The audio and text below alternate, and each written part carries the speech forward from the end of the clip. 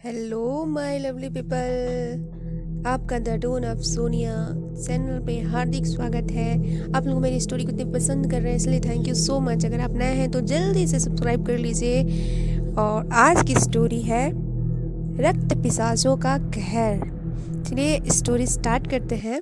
ये बात आज से लगभग 200 साल पहले की है, जब पूरी दुनिया में धीरे धीरे ये खबर फैलने लगी कि कोई इंसानों का खून पीकर उन्हें मार दे रहा है। और वो दिन ज़्यादा दूर नहीं था जब ये खबर हमारे राज्य में गूंजने लगी। लोगों में ये खबर बहुत तेज़ी से फैलने लगी। प्रेत जैसे डरावने लोग जिनके 2 बड़े दांत और वो हमारे राज्य में घुस आए हैं। उनके बारे में ये भी वहाँ के लोग कहते थे कि वो हवा की तरह तेज है। कुछ दिन बाद ये बातें सच होती दिखाई देने लगी।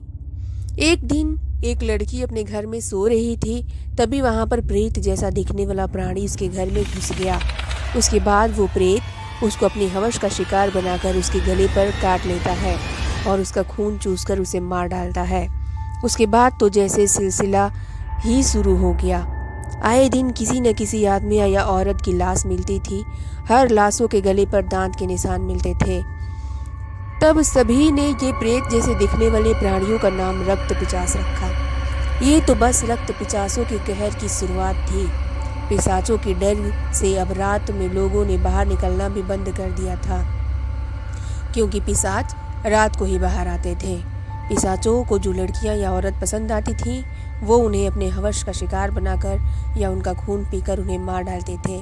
और जब कोई आदमी या औरत उन्हें ज़्यादा पसंद आ जाता था तो वो उन्हें काटकर अपने जैसा बना देते थे, जिससे फिर वो आदमी या औरत अब इंसान नहीं रहते थे, वो उनके साथ ही चले जाते थे और उन्हीं पिशाचों की तरह पिशाच बनकर इंसानों का खून पीते थे।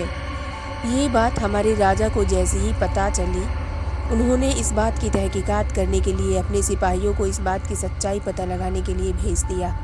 उन्हीं सिपाहियों के सेनापति, जिनका नाम सत्यप्रकाश सिंह था, वो बहुत बहादुर और निडर थे। उन्होंने राजा की आज्ञा का पालन करते हुए इस बात के तह तक जाने का विचार बना लिया। ये राज्य में अपना भेष बदलकर प्रजा के बीच चले गए और वहाँ उनको पिशाचों के खौफ का कहर का पता चला। इस बात में सच्चाई है या नहीं, ये जानने के लिए 5 सिपाहियों को जंगल में भेज दिया। उन्हें लगा कि कोई शायद खुखार जानवर हमारे राज्य में घुस आया है। जंगल में चारों तरफ सन्नाटा और अंधेरा था। जब वो 5 सिपाही जंगल में थोड़ी दूर पहुंचते हैं तो उन्हें किसी इंसान की चीखने की आवाज़ सुनाई देती है। वो उस आवाज़ के पीछे दौड़ कर जाते हैं और वो देखते हैं कि कोई उस इंसान का खून पी रहा है। ये देखकर वो अपना भला लेकर उसी की तरफ दौड़ते हैं, पर वो अचानक कहीं गायब हो जाता है और वो इंसान मर चुका होता है।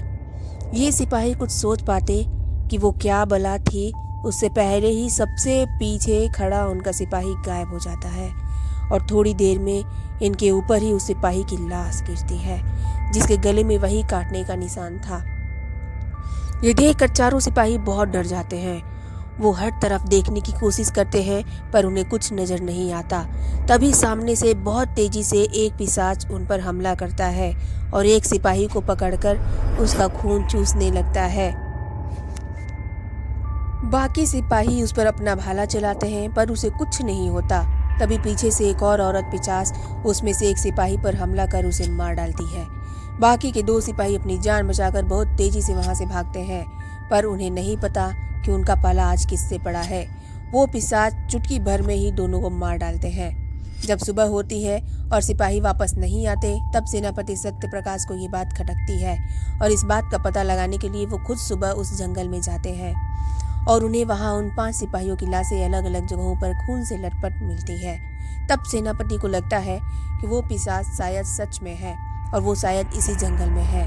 इसलिए वो वापस आ जाते हैं और करीब 25 सिपाहियों के साथ वापस जंगल में जाते हैं, क्योंकि और सिपाही राजा की आज्ञा पर पूरे राज्य में फैले हुए थे। इसलिए सेनापति के पास उस समय सिर्फ 25 सिपाही और बचे थे। सेनापति जंगल में वापस आकर 25 सिपाहियों के जरिए जाल बनाते हैं ताकि पिशाचों को फंसाया जा सके।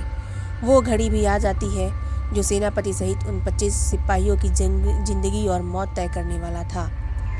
रात होती है और सारे सिपाही छुप जाते हैं, पर पिशाचों के आगे एक भी जाल इनका साथ नहीं देता। पिशाचों ने सिपाहियों के खून को सूंघ लिया था और वो जहाँ छुपे थे वहाँ पहुंचकर उन्हें मारने लगे। धीरे धीरे सिपाहियों में भगदड़ मची। तब सेनापति ने उन्हें अपने पास आकर एकजुट होकर पिशाचों से लड़ने को कहा। जब बचे सिपाही सेनापति के पास आकर खड़े हुए तो उनकी गिनती 25 से 13 हो चुकी थी। तभी उन्हें चारों तरफ से अजीब अजीब आवाज़ें सुनाई देने लगती हैं। उसके बाद एक सिपाहियों को जमीन से पेड़ों पर खींचकर पिशाच ले जाने लगे। सेनापति तब सिपाहियों को पेड़ों से दूर खड़े होने को कहा और कहा, वो ऊपर ही है, अपने हथियार तैयार रखो। तब तक सिपाहियों की संख्या 6 हो चुकी थी।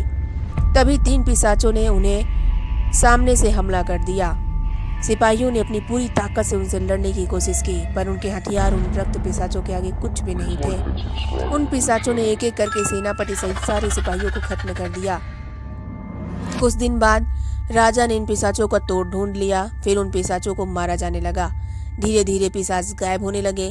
पर कहते हैं पिशाच आज भी हमारे बीच इंसानों की तरह ही रह रहे हैं। वो समय आने पर बाहर आते हैं।